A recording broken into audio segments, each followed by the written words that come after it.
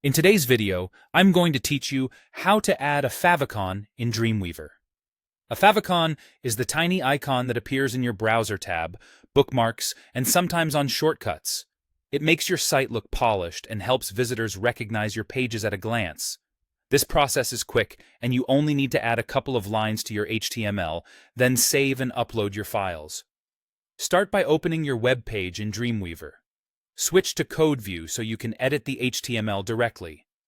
You're looking for the head section, which sits near the top of the page between the opening and closing head tags. Inside that section, paste the following two lines exactly as you hear them. Link, rel, icon,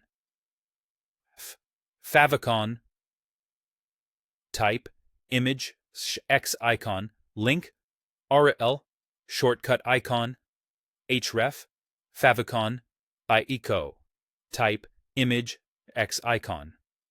These tags tell browsers where to find your icon and ensure compatibility across older and newer browsers. The href value points to the file name and location. If your file is named something else, or it's stored in a folder, update the path accordingly.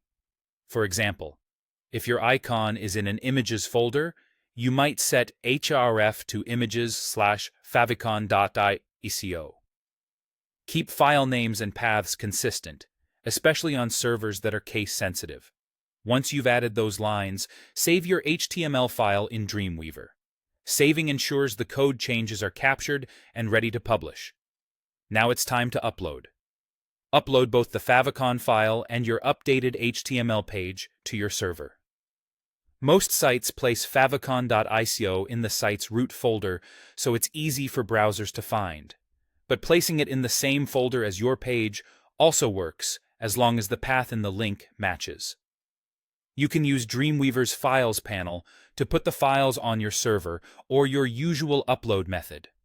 After uploading, open your page in a browser to check the result.